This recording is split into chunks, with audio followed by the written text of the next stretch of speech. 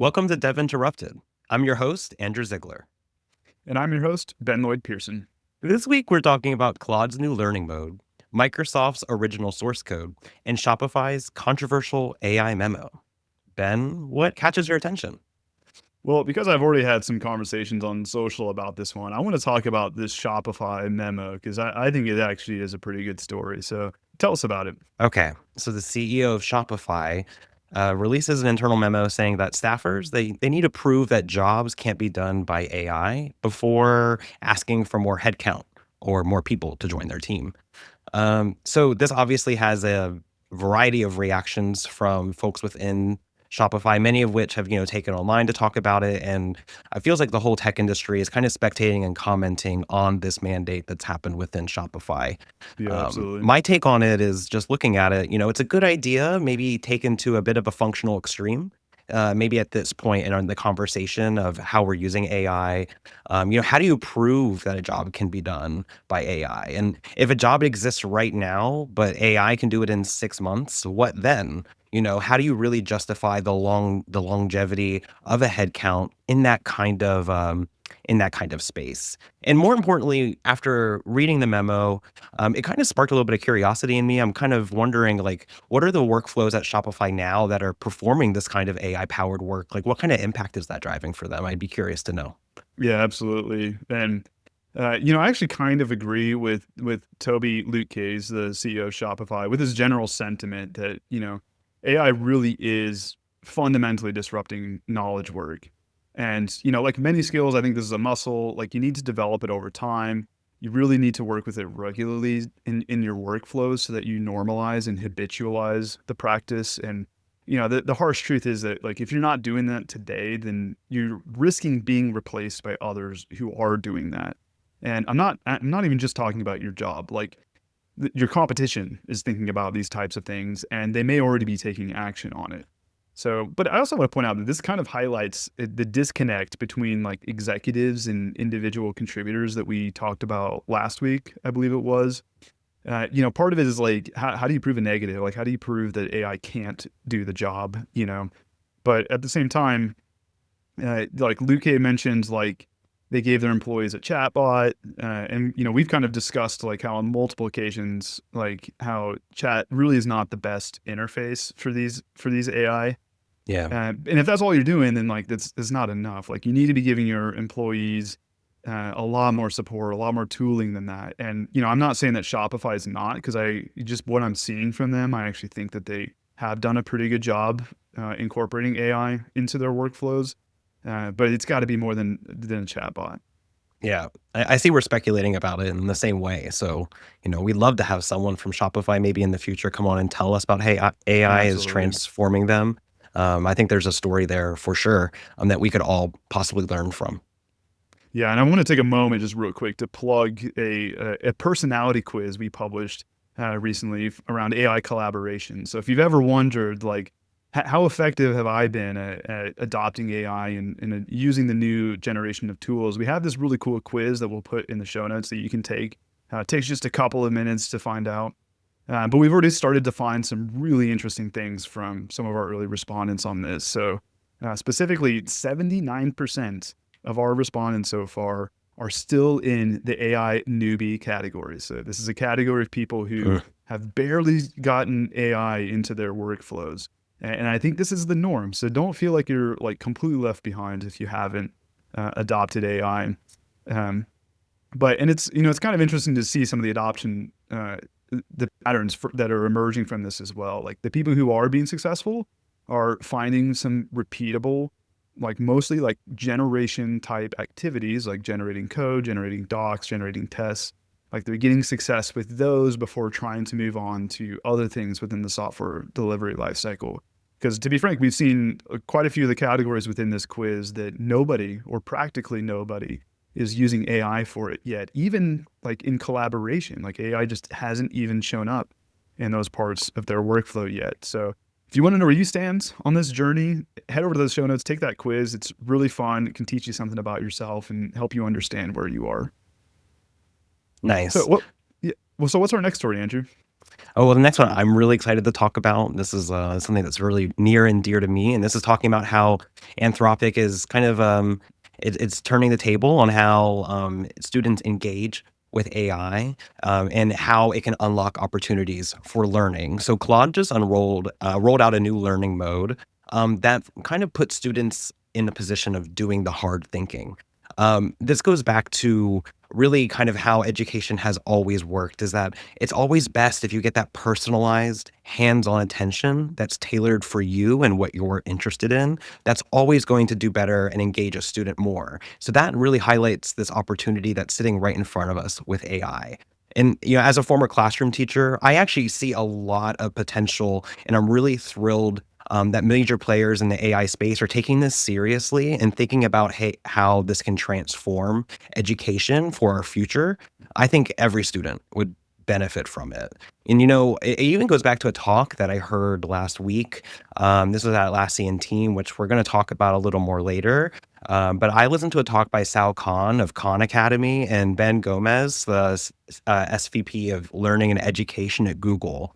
So these are two great minds that have built education giants that help prepare people for the world and educate them and equip them with real skills. And they're seeing the value in using AI exactly like this to build products and to build educational experiences that speak to the student on their level. You know, a way of describing it is, if you have a student and you ask them, oh, you want to be a doctor, here's why you should still care about literature.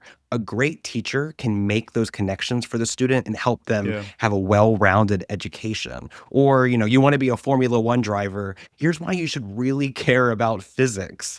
And then go one step further and tailor all of their lessons that have car-related questions or things about speeding around a track. Like, what better way to engage a student and make them really care about the subject matter?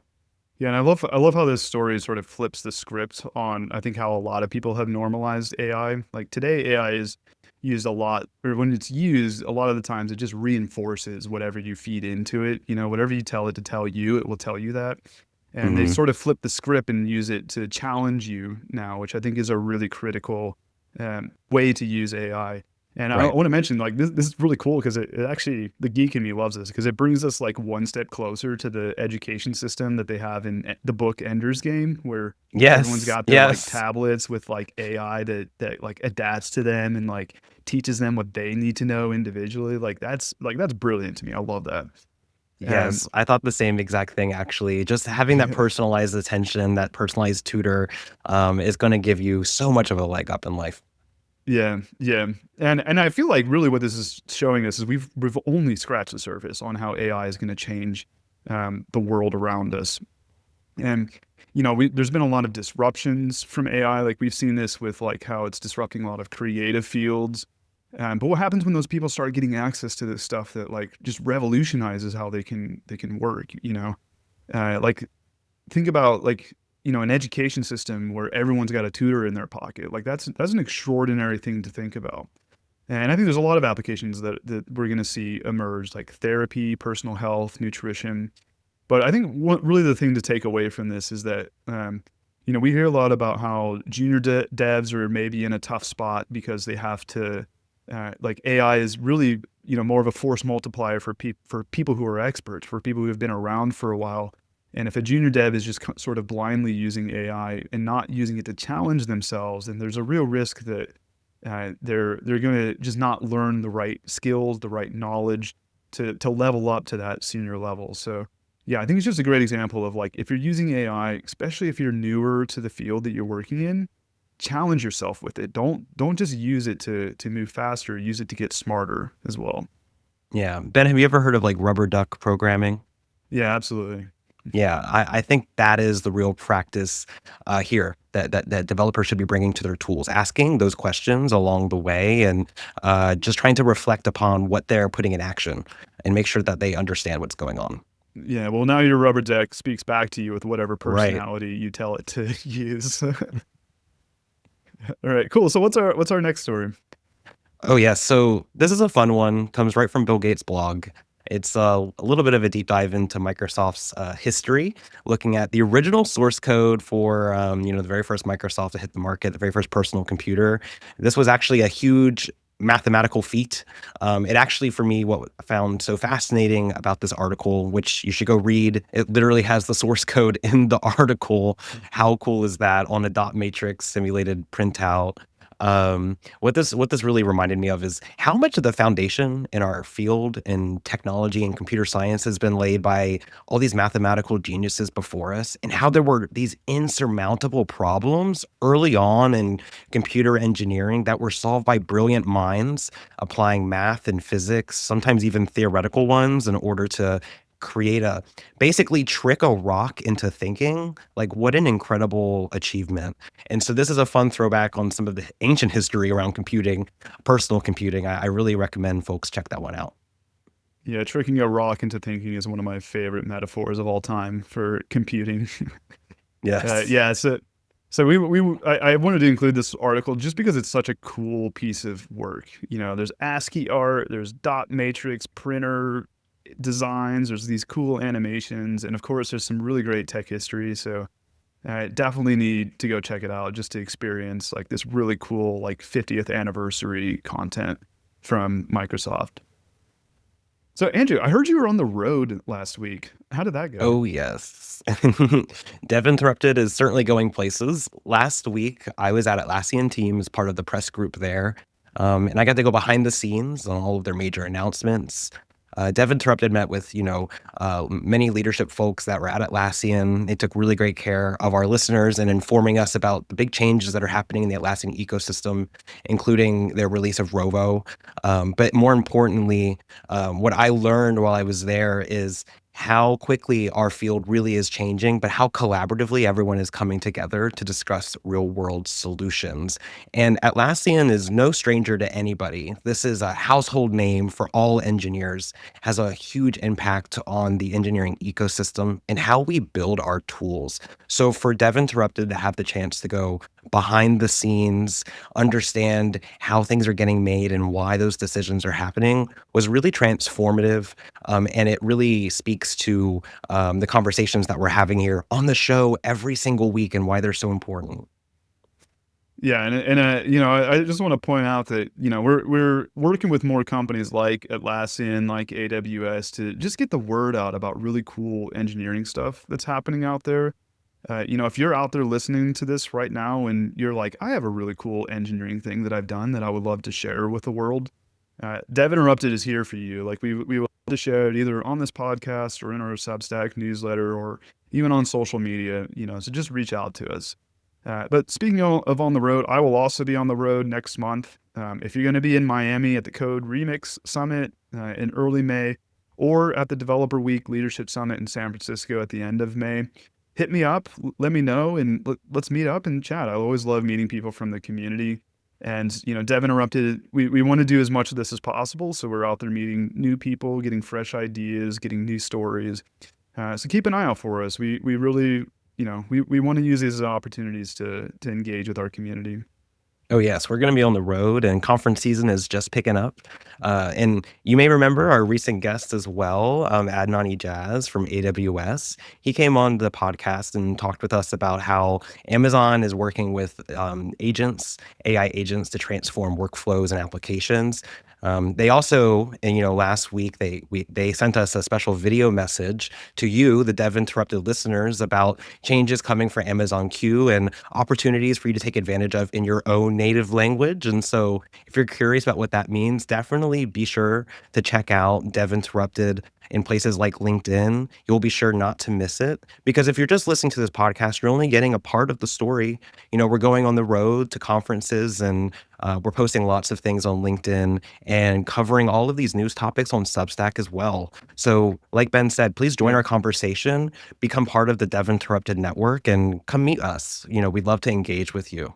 Yeah, I almost feel like this podcast is like it's like a filtered version of all the things that we want to talk about. We only have so Filtered much or time. unfiltered, they can Yeah, decide. yeah. Maybe we just go back and forth between the two. I don't know. Yeah. So tell us about our guest this week, Andrew. Oh, I'm excited. In just a moment, we're bringing cybersecurity expert Tanya Janca on the pod. Tanya's work makes our world safer, cooler, and more purple. Welcome back to Dev Interrupted. I'm your host, Andrew Ziegler, developer advocate at Linear B. And today we're tackling one of the biggest gaps in software engineering. And that's security isn't a product, it's a practice. Yet too many teams treat security as a box to check or a tool to adopt instead of a skill set to build. And when it comes to securing software, most developers feel like they're playing catch up instead of setting the rules. And joining me today is Tanya Janca, aka SheHacksPurple. She's the best-selling author of Alice and Bob Learn Application Security, and most recently, Alice and Bob Learn Secure Coding. Over her 28-year IT career, Tanya has won countless awards, including OWASP Lifetime Distinguished Member and Hacker of the Year. She's spoken at conferences all over the world, and if you couldn't tell by our conversation, she's a rock star, literally. Before her tech career, Tanya was also a musician and performer. But she's really done it all in the world of cyber, including counter-terrorism and leading security for the 52nd Canadian general election. So we're really excited to have you today. Tanya, welcome to the show. Oh my gosh, thank you so much for having me, Andrew. I've been looking forward to this for months. We've been looking forward to having you here, tapping into some of your wisdom. On Dev Interrupted, we talk a lot about the skills and the things that people need to be paying attention to right now in the world of tech. And nothing is more important than security. And I don't feel like security always gets as much attention and time from everyone as it needs. And I'm sure you, as a security professional, security expert, very much feel that same way. So let's go ahead and dig in. I want to start by, highlighting a little bit about your background. You trained thousands of software developers and IT security professionals at really big companies. And those enterprise leaders, they pay for your training. You go on site, you do big lessons, and you unpack what makes great engineering leaders build secure software for our world. So today we're going to get a bit of that for free. We're going to follow along with some things that you're kind of thinking about in security. And I want to start by kind of addressing a recent talk that you gave. This was about how shift left doesn't mean anything anymore. And I want to start by asking you, what did shift left ever mean? So, shift left was supposed to mean starting security earlier in the system development lifecycle. So, when I was a dev, security was basically, I want to go live on Thursday. So, Tuesday, I'm at the CAD meeting, and then security says no. And I'm like, why? And they're like, you didn't do this thing we never told you were supposed to do. And I'm like, well, my deadline's Thursday, so I'm going live. So I'll just try to do that between Tuesday and Thursday, and you'll just get what I can do. And they're like, that's not good enough. And then I would usually go to prod anyway. Then it was, I ran this stupid tool because the tools were really stupid then. In 2011 and 2012, 2013, they were not very mature. So I ran this tool and it found this one thing. And I'm like, I'll fix that one thing. Then it became, and they would say that right when I wanted to go to prod, right? It was always at the end. So then they're like, oh, we hired a pen tester. And this person's going to come in and tell you your baby's super ugly. And then we're going to tell you you're a crappy dev. You did a bad job. And it's like, well, how was I supposed to do a good job? And so when you look at the SDLC on a piece of paper, so assuming waterfall or water fail, depending upon how you pronounce it. But so not the eternity symbol for DevOps, but if you write it from, left to right, like Anglophones and Francophones, et cetera, right? If you look at it earlier, so, coding comes before release, but coding's after, let's say, requirements gathering. So the further left on the page you are, the earlier you are. And so some marketing person or some person thought it would be smart to come up with shift left, push left, which I think is stupid. I think it should have been, let's start security earlier. But that didn't catch on. So they came up with this idea of shifting left. And lots of marketing people were like, yeah, let's use that. But what they used it for was, if you buy our product, you have shifted left. if you stick our product in your CI, the devs will magically fix everything and you'll totally be secure. And you don't have to do any other security. Don't worry, no effort required. Not true. And so as a result, a lot of security teams have been very like frustrated with tools they bought because they're like, I was told I could just press 3 buttons and life would be grand. And it turns out security is a lot harder than that. And then they're like, oh, and now we have a backlog with 40,000 random things that it found. And no one has time to fix all of it. Yeah.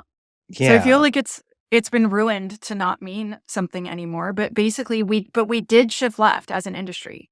Like there's very few companies now that are just pen testing at the end. It is much, much more common to actually give developers some security tools, actually have some sort of security requirements, have some sort of architecture review. Like those things are happening now. Like they did not when I was a dev because I've been doing security. So I did security for a year and a half between 2007, 2008. Then I switched back to deving because counter-terrorism, it's really scary. And I was like, I don't want a job that gives me nightmares all day, all night, not all day. And so then I switched back again in like 2014 full time. And like, I think 2013, I was part time, like switching over. And now like, it's improved a lot. It did help, but we're not done, Andrew. There's a lot more to happen. Yeah. And what you're describing too, the initial way that you encounter security, you go through security review. It's like an obstacle at the end. Like you felt you were done, right? Well, I'm going to ship to prod. I'm going to push it. Like I think it's good to go. My team thinks it's good to go.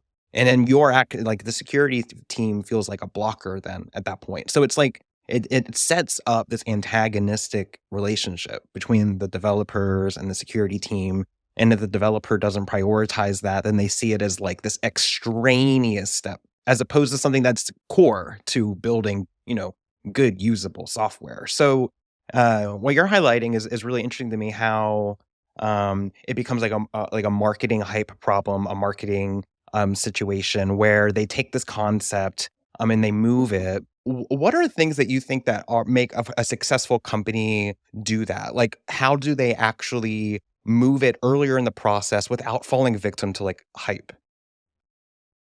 Such a good question, Andrew. So obviously I wrote 2 books essentially about this, right? Because I'm very, very excited about this. Because when I was the dev lead and it was just so abrasive and so crappy, it was such a crappy situation, I felt like, of us not getting along. So the way we can start earlier. So first of all, if we start earlier, it's better. We will save money. We will have less conflict. We will build better software, period. Like hands down, we really will.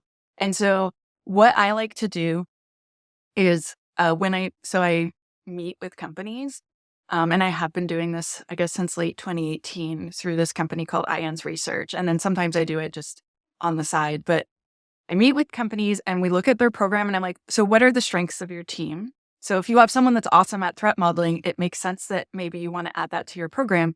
But if you have no one with any of those skills, that might be my last choice. Does that make sense? And so it's like, what are our strengths and what do we think we can support? And I try to start with the easiest things first. So as an example, so let's say you're building web apps and APIs, and then you're doing like one team's doing WebSockets. Cool. Okay. So from now on, I'm going to make a list of requirements for every new project that does those things, like security requirements. So you're going to build an API. Cool. We use this API gateway. These are the settings we expect. This is where you can find a document that will show you all those things. We expect this, we expect that. And it's super clear from the beginning. So they design it in from the beginning. And they know how much work they need to do instead of us springing surprise work on them later, which no one likes. And also is not necessarily the highest quality work, right? And Right. so having a list of requirements and technical, concise, easy to understand, technical advice. So like you're going to do a WebSocket. Cool. Here's like some advice that we need you to follow when you build or maintain a WebSocket for us. Starting with requirements to me is key because with those requirements, you can say, we expect you to scan it with these 2 tools and then remediate anything that's high or medium before you go to prod. You can scan it in your IDE. You can scan it at the CLI. You can scan it when you check your code in. You can scan it in the CI, whatever it is that you want. But when it gets to me, it better have passed those things or I'm going to embarrass you and be like, your baby's not that pretty. Right? So then you've given them control because Right. I am a control freak. Like I really am. And I hated that I was not allowed the testing tools. And I was like, how am I supposed to pass if you haven't let me see the tool? I need to run it myself, fix everything, then you may see it. And they thought I was insane. They're like, why would we let you touch our tools? I'm like, they're forever. They're our tools. We're one team, dude. We are not enemies. We are on the same team. Trust me. Right. Going back to again, like we're doing the same thing. We're working towards the same end result. I really, it's smart how you call out like acknowledging what your team can do. What do you have the skill set for, and what do you have the bandwidth for? It goes back to like a tool that maybe like you end up with a big backlog, like a pile of stuff to do instead of addressing them earlier in the process. That sounds to me like when you try to like start a habit and your habit is to just put everything in a bucket or in a list to deal with it later. Like, how are you actually going to build a skill if you're not doing it every day, if you're not integrating it into your life? If you want to work out, if you want to get into shape, you need to like do your little bit every day or as often as you can. You can't do it all at the end, or you can't be like, oh, I'm going to do it later. It's going to go in my backlog, right? It's like, so you're really calling out how it's about acknowledging and accepting where your team's at and what your skills are. And then it sounds like a bit kind of what you're keying us in on is almost like building like a little internal security library. Like we use WebSockets. These are the basic security things that we expect when people build WebSockets. And then that's where shift left starts to actually happen within your organization. Because now your product managers, your team leads, they can design that into what they're building up front, right? Yes. And if you're really lucky, so I've done this with companies before, like where I worked full time, so it's like, here's our secure coding guideline. So like you're going to build a web app. I'm especially thinking of Java because I worked at this one place where we had 2,000 Java apps. So then it's like, here's, number one, we want to validate all the inputs. And so then you could click that link. And then me and the devs had made a wiki page of like all different examples in Java of like, this is how you validate a phone number. This is how you validate this. It's just like reuse the code. Do not write your own. This has been tested. Just use this. And we tried to do that for all of the examples we could. And so we made it so it was like really easy. It's like, I'm designing a web app. You go here. I'm designing an API. Go there. And like, I find you get, so the expression, like you get more bees with honey. I find you get more devs with concise, short, actionable advice. Instead of like vague crap that sometimes I see, like session IDs should be ephemeral. I don't know how to code that. Like that means short-lived. So the first time I saw that, which was from a security team, I had to look up what ephemeral meant. And I'm like, short-lived. I can't code short-lived. What if I think short-lived is 20 days and you think short-lived is 20 minutes? Right? Totally. I'm like, I need you to be specific. And they're like, well, we don't know how long. And I'm like, well, then I guess this requirement doesn't exist. Go away. Right? Like, so if you can, so like whenever someone's like, we're going to write a policy and it's going to be like 400 pages, I'm like, cool, no one's going to read that. I'm going to write a summary that's half a page and be like, please read this half page. And then I would hold little workshops where I'd have as many people as I could convince come. And then I would teach them the thing. So I'm like, okay, so this is why APIs need protection. And like, here are the things we want you to do and why we want you to do them. This is how you do this. This is how you do that, blah, blah, blah. And so that's actually how I got into training. It was like, I just kept doing talks at work all the time. And then I got hired to be the trainer at work. And then other people were like, could you like come train like where we work? And I was like, do you have money? I like money. That sounds so appealing. And like when I joined SemGraph, I assumed all of that would stop, but people still call me and I'm like, this is so great. And just like, this is how you do the thing. So if you are listening, first of all, like, so shameless self-promotion, if you buy my book, you can take that information and turn it into guidance for your office. That's why I wrote it. And so like, I have this whole section on Java, a whole section on Python, et cetera, right? So like take that and make a guideline or make a standard. And then like show them how, train them, be like, this is a good example. This is a bad example. This is why this is bad. This is why this is good. Here's a cheat sheet on how to do this. Like I tried to make the book as easy as possible. It's twice as long as my first book. And like, there's only so much my publisher will tolerate from me.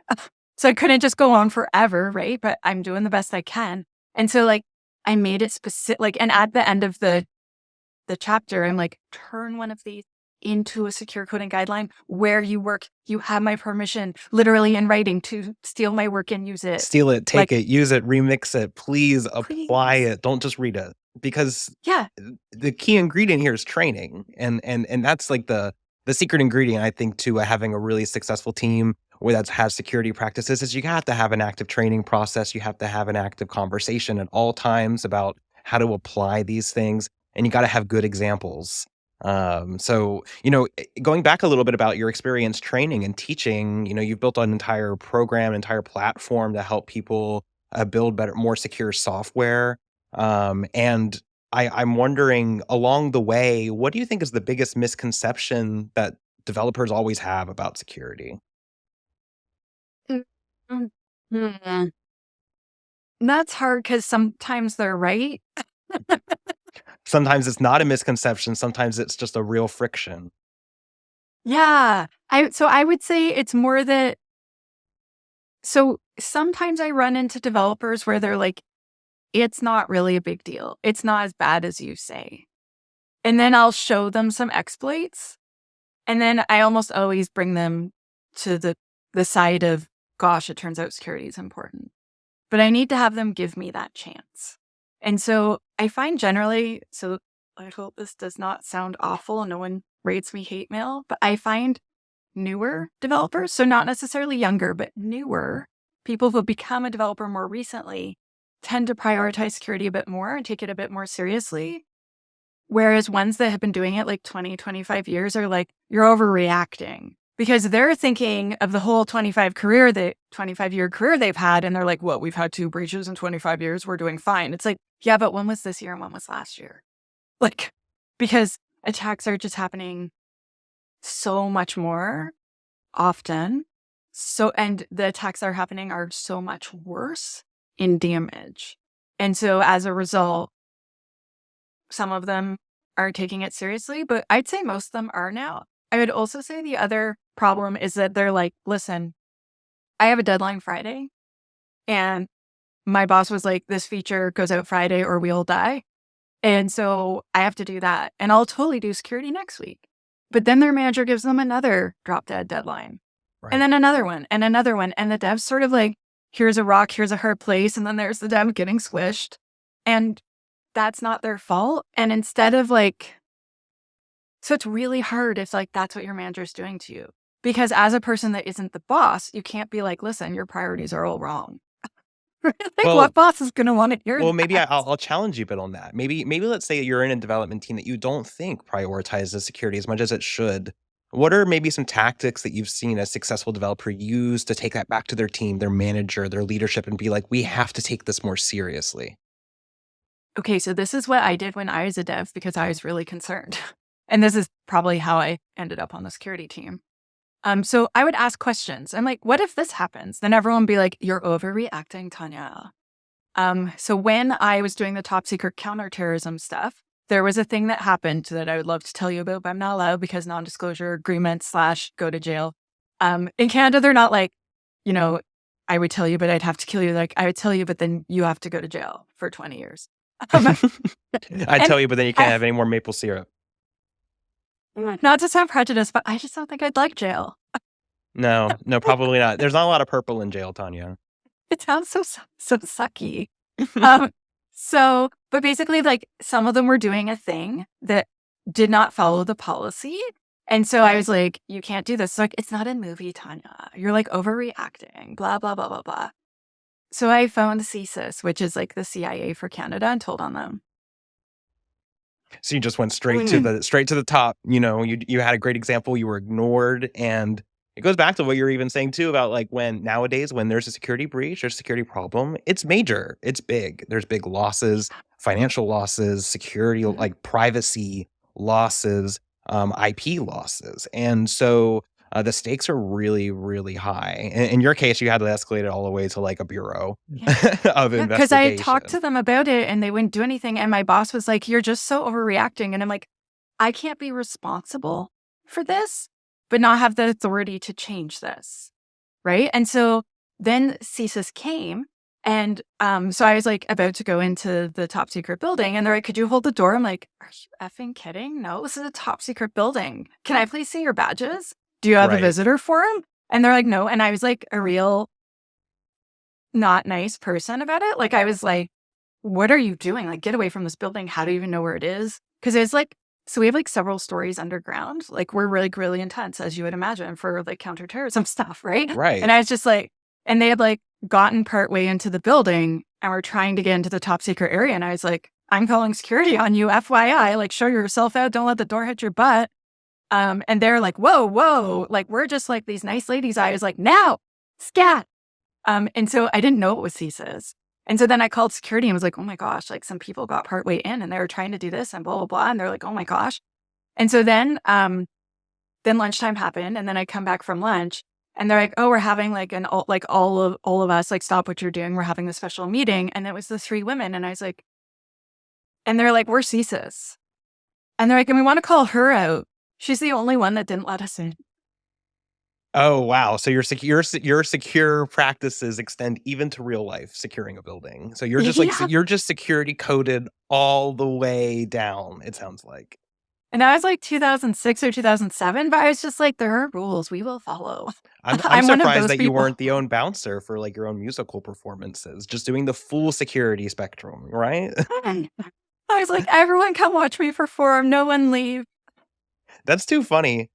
And I think there's that's a really fascinating story about, and it's even funny to think about the building being way underground. Like that just sounds like, oh, of course it's top secret. It's like way underground, but then it is. And so you've been in these environments that are highly secure, that are secure from top to bottom, and so it sounds like you have this mindset, was just saying about security. It's not just something you're coding; it's something you think about. It's how you think. It's how you act. It's how you breathe, and you've made it part of who you are, Tanya. And so, if someone else wants to be more security minded, all in all, there's obviously lots of ways they can get started. They could read your book, they can check out your courses. But ultimately I think it comes down to habits, right? What are successful little things that you could be doing every day? And our listeners, a lot of them, they're engineering leaders, they're in charge of teams. They're trying to figure out how to navigate their teams right now. There's a lot of hype, there's a lot of security concerns too that come with those hypes. So I want to ask you, in today's kind of like really kind of like fast-paced world, there's a lot of AI stuff too coming out. Like, what are the things that you're doing to stay proactive about security?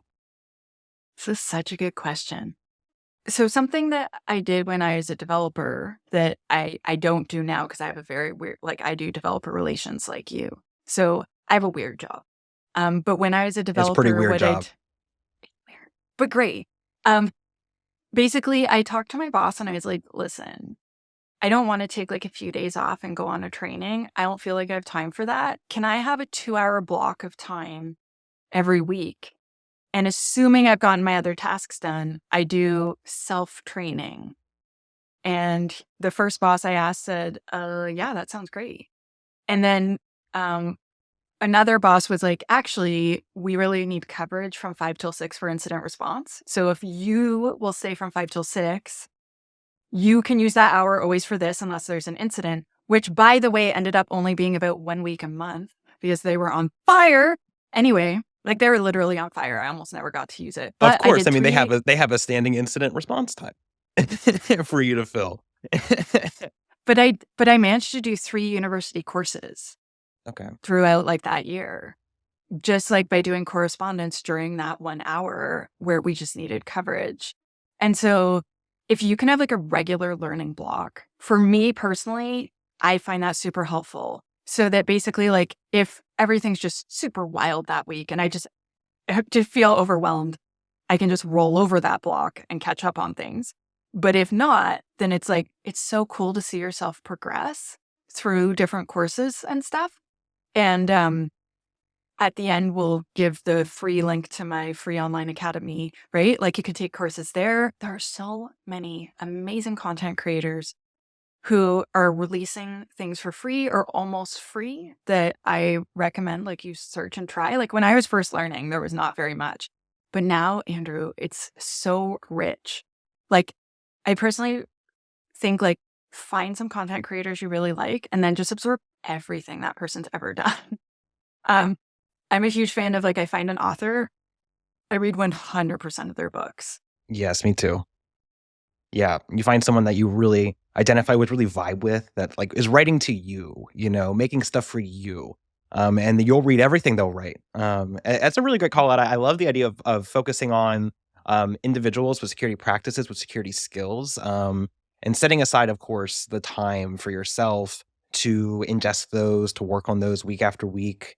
It sounds like a good takeaway too is if like you're a leader in charge of a team to help maybe carve out that time proactively for your developers. If you want them to be doing it, maybe suggest a block of time on a regular basis where they're going through and doing things like security training. Yeah. That's actually what I did with my dev teams. Yeah. So I was like, okay, so I'm the CISO now from 10 until noon every Thursday is us learning block. And so one guy was trying to learn French as a second language so he could get a promotion because that's a whole thing in Canada. Like another guy was like perfecting his threat modeling skills, whatever. And I was like, if someone books a meeting during that time, I'm going to come and be like, frowny face Tanya, disappointing, like look at you, just like your mom when you were a teenager. I'm giving you that look. Yeah, the classroom and that teacher works vibe. surprisingly well. It Yeah, does. exactly. It does work well. I mean, you have to obviously carve out the time. You have to make it important for your Mm. team. And then when things come across the way, and you have to be there for them and stick up for their time. And it goes back to even what you said about the developer who was like, oh, gets all the way to the finish line. And they're like, oh, I'll do that last security bit next week. But then next week, a whole other new plate's going to drop on them and they got to do all this other stuff. So, it's important that when we're managing a team and we have a whole bunch of moving parts that we still take the time to upskill, to pause, to reflect, and to learn on what we're doing. Because if you keep going fast and keep going fast, it's you're not necessarily going to be getting better. And in the world of security, if you're not getting better and something happens, that can be really, really costly. And it's always going to catch you off guard. That's why it's security. I also, honestly, yeah, go ahead. oh, sorry. No, go ahead. I recommend one or two more things. So if you can figure out how you learn best. So like with my team, like some of them audiobooks, some of them physical textbooks, some of them online courses, some of them in-person live courses. So like all different things. And so like my boss would look at the training plan because I had like 11 staff and he's like, everyone's doing something different. I'm like, because that's the thing that works best for them. Like one of them was taking university courses. He would just take one university course per semester. He would do 3 courses a year. He had like 3 degrees. But he's just like, yeah, I'm just fascinated. I just want to keep learning more. He was like our best dev. He was incredible. Right. And so figuring out what works for everyone. Also, like if you're trying to do secure coding for your organization, if you can have one big thing a year and then something small once per month. So like a lunch and learn once per month that just like touches them up on those topics. Even if it's a repeat of some of the same content, if you can just refresh something once a month, that will really help. And then if you can also follow that up with, so what I do are cheat sheets. So it's like, we learned this. Here's like a cute branded blah, blah, blah cheat sheet, like a PDF of the thing. And so like printing it out for them so they can have it at their desk so they can just like, oh, I'm reviewing code. Did I check these 17 things or whatever your checklist is? It's like, boom, I did. Awesome. Right? Like whatever you can do to just support them in different ways, especially the ways that work best for them. So allowing them to have slightly different training plans. Like when I owned SheHacksPurple, people would hire me to come in live and train a lot, but then I had all the same courses on demand. So it's like anyone that was sick that day can do the on demand. If you want a refresher, you'll get like a 1-year subscription, right? So like being able to like accommodate the different ways, like having closed captions. Right. Yeah. So just all the little try to- details, right? Because security is ubiquitous. It's everywhere. And so if you're going to address it for everyone, you have to make it available in a bunch of different formats. You and I know this pretty well. When we make content or when we are educating folks about technology, it's like I'll maybe do a video, I'll write a blog post about it, maybe I'll give a talk about it, maybe there will be like a repo with some code examples. Like there maybe are so many modalities in which you could engage with what I'm trying to teach, that there's something for everyone. But it's also about, like what you called out really smartly, about converting that knowledge into something usable and forward thinking. Like if they're taking a course that is applicable or is otherwise could turn into a cheat sheet or a reference or a resource, then you can kind of like, it's almost like crystallizing that knowledge a bit. And then it becomes like an asset for the team. Like somebody took the time to understand the best practices we need to have around threat modeling for our product, or going back to like your WebSocket example, here somebody did a deep dive on like all of the possible vectors on a WebSocket, and here's like a quick cheat sheet if you're working with WebSockets at our company, right? And that starts with like having a culture that is learning first, that really prioritizes it. So that's a really great playbook, I think, for a leader who wants to enact more security changes, security practices within their team.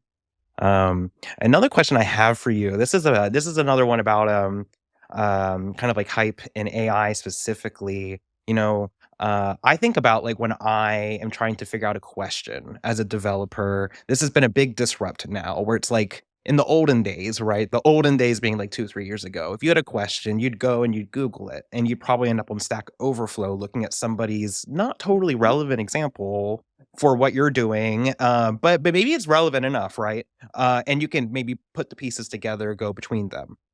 This is kind of like how developers historically have struggled through learning and have gotten through like programming problems as a group, right? Or going to search for how someone's done it before. Nowadays, what's more common is you're seeing like a interrogative with an AI. You're working with AI code assistant. You're getting things that it's suggesting back to you. Maybe you're never even going to hit Google. You're never going to Stack Overflow anymore. You're working in a more closed loop. Do you work that way as a security person? What do you think about that practice? Kind of curious to get in your head as a security minded person, how you're reflecting on folks that are using AI generated code now. So I literally, right before we recorded this, gave a talk about that. And so I'm just going to tell you all the answers. So I do not allow, so risks to using AI when when you develop software are, so shadow AI, that means like using AI that's not approved, right? Whether it Right. means like actually connecting it to your app, or it means like feeding stuff into it that you shouldn't, or any sort of like, we don't have a license. What are you doing? You're not supposed to use that one. This is the approved one. Use that one, right? So shadow AI. So please don't do shadow AI. Don't give it decision-making abilities for anything that is not irreversible, such as giving a refund, permanently banning someone. I don't know, there's any sort of transaction that is final, right? There should be another secondary thing that checks policy that is not the same AI, because you can't have the AI check itself. You need to have something else check it and validate that. Not giving the AI agency, so don't let it control itself. All of this, like Terminator movies, like all of that was just like we gave it agency and look what happened. Now, do I think that's going to happen? No, but do I think bad things would happen? Yes. Don't think there'll be any Arnold Schwarzenegger, robots from the future, but I Hopefully do not. think that it won't go well. We should not feed it sensitive data, and sometimes sensitive data is your code. So you should check if you're allowed to feed code into the AI or not. When it rates code, so this is the one you asked about and the most important one. It is I wrote about this in my book. I wrote about all this in my book, but Great. basically, it is very important when it rates code that you understand fully what the code does, and that you review it for any security issues and run a stack analysis and a software composition analysis type of tool on it to ensure that for sure it is safe to add to your code. So just like you shouldn't copy and paste anything from Stack Overflow without understanding what you have done, right? And so if we do that and then we run all the regular tests that we should be okay. The one thing that I want to add with that is that copyright and licensing. So if you ask it to, like, it's like, oh, I need a function that does like this type of derivative, that's not going to be copywritten because math is math, right? Like someone can't copyright all of math. But if you're like, I want you to make a game that's like Frogger, except for don't name it Frogger, you're going to end up in potential copyright issues. So you need, like, if you're having it create an entire app for you, you need to, first of all, ask legal if that's okay. Ask legal if the copyright belongs to you or if it actually belongs to the AI or if it actually belongs to someone else. Like if it's creating an entire system for you, you need to be careful. In the gaming industry, there's quite the concerns about pointing the AI at games and saying, make me one like that, but a little different, right? And so it's very important to be not stealing others' work, which I'm not going to comment on how they trained their models. No comment on that. But we are not going to steal other people's work. And the last thing is just like, no matter what you ask it to do, like no matter what, always validate that it's true because it is wrong a lot and it acts just as confident when it's wrong. Oh, yes. The fake confidence is the killer, I think. Like if it gives you references, check the references. Half the time they don't exist. Yeah. Like I'll ask all sorts of things and it's like, yeah, here's 10 examples and blah, blah, blah. And then like 8 of them or sometimes even 10 of them don't exist. I'm like, you little liar. So assume that it is a teenager that has showed up really late at night and smells like booze. Just be like, maybe you don't trust everything they say is true about where they were and what they were doing. Okay. You maybe have to apply a little bit of skepticism. This is maybe what I would expect from your perspective on it for sure. And I think gosh, there's so many parts of what you called out, especially like shadow AI, using LLMs that aren't approved. That's obviously going to be like the biggest no-no. But within an organization that is, maybe experimenting, who really owns that AI security practice, you think? Is it the developers? Is it the security team? Is it someone else? Like, I obviously everybody has a part to play, but who should be really driving that ship? I feel like the security team should be providing guidance like they should with every technology, in my opinion, and creating policies and then training everyone on those things. This is my theory. Does that always happen? No. So as an example, we're doing performance reviews at SumGrep and they gave us the lowdown on, so this is my first performance review. And because we didn't really do one last time. We skipped it last year. It happens. We're busy. But so we're actually going to do it for real. And like, here's what to expect. And they're like, you have to rate like what you accomplished in the past year. And they're like, we know you're all going to use AI. We know you're going to.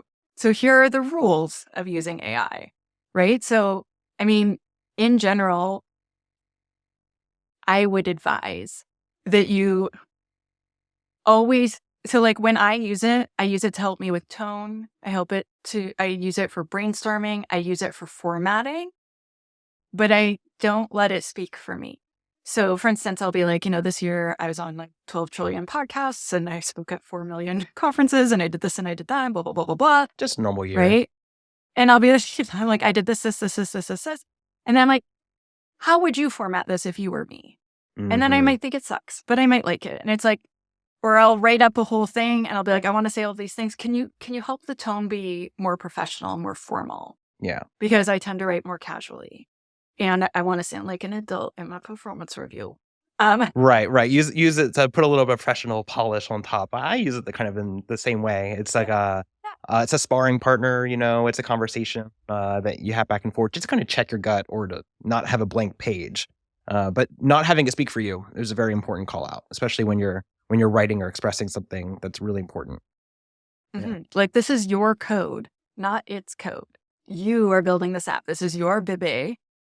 And so like saying to it, like, I need some help with writing math functions is totally fine. But just being like, can you just create a game that does this? Like it's not yours then. Right. And you are responsible for this work. You are responsible for what is submitted. So you should always fully understand and know and agree with what you are writing, submitting, sharing, blah, blah, blah, blah, blah, all those things. And so if you are using it for coding, cool. Because there's so many awesome ways that you can use it to help you, which I also talk about in the book. But I think that it's I have a list of that too. But basically, yeah, like if you could just apply that rule always of like, it is your piece of work that you're helping you with. Yeah. And you also have to check it because sometimes it's silly. So the real takeaway is ownership, that you own what you're making, you own what you're creating, you own what you're doing, you own your output, you understand it and you know it. And the AI isn't doing that for you. It can certainly be accelerating you and helping you, but it isn't doing that critical part that is more kind of like from you yourself, right? Especially when it comes to security. I would imagine that it knows a lot about security, but could have as many kind of like things that it misses as well. Yeah, for those that are listening, Tanya is shaking her head vigorously at me. So I assume in your mind that you don't think AI really knows anything about security. It's not that it doesn't know anything. It's that it's like wrong like half the time. So when I was researching my book, I was like, oh, this is going to be so great. I'm so excited to use AI to help me research my book. And then, so I am a self-proclaimed expert at secure coding. And so here I am, I'm like, give me like top security tips for JavaScript. And I was like, wrong. And like, it gave One me 10 after things. another. Yeah. So like 2 of them are like, okay, these 2 are good. These 2 are not freaking JavaScript. These 4, like, don't tell a dev that, please. And so like, I was like, oh, this is And of so course, the LLM was useless. like so like eager and happy to help, and it was so proud of what it generated for you, and it knew that that was like the stand-up list of the 10 best things that you wanted to see right in that Yeah. moment, and it used its full confidence, and that can be the danger with Yeah. security, right? Because you have to have full confidence yourself in what you're putting out. It goes back to the ownership. It's like that's where ownership comes from. You have confidence in what you're making and what you're doing, so you can't let the LLM erode your confidence. I think is the takeaway there. Yeah. Yeah. And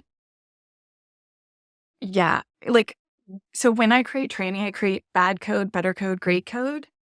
And so like the bad code, like we learn about input validation, for example, and then bad code is like, there's none, or it's implemented super bad. Right. And then better code. So we're doing some, that's cool. And then great code. And I have like all sorts of security on it. And it's just like so hardened and awesome. And so when I create bad code, I just ask the AI to do You it. just use it to go from 0 to 1, right? And then And it's that's the bad almost code always example. what I would say is bad code. It's almost always, in my opinion, nowhere near good enough. And Wow. so I'm like, great, thanks. And then when I ask it to create better code, I'll be like, implement this, add this. And then I'm just like, no, I disagree. I'm adding. No, delete that, blah, blah, blah. And so I usually have to create the better code and great code all myself. And yeah, so I'm trying to figure out how I can like get the AIs to like learn more, because they have to train on giant models. So anyway, I'm working on this problem. I'm trying to help everyone, but I'm at the So beginning. stay not the tuned, end of everyone. this Tanya's journey. on the case. Yeah. She's going to make sure that these LLMs get a little more secure. This I'm has trying to been help. this has been a really great kind of like I think capstone to the conversation, because we've talked about misconceptions in security. We've talked about habits that successful security practitioners use. We've talked about how your background has kind of really shaped and evolved how you view security, how you teach it as well, and why it's so important to have it as a teaching practice.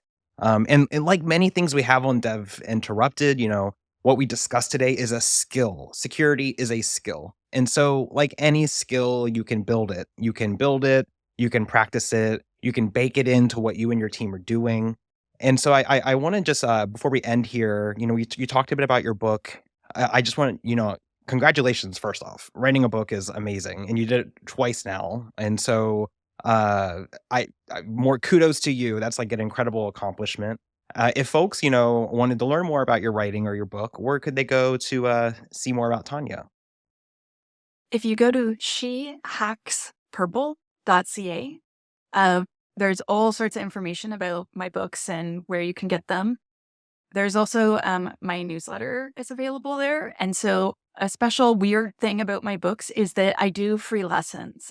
So I did it for the first book and it was just so fun and such a smashing success. And like, obviously for the second book. And so I'm just waiting for it to arrive all over the world.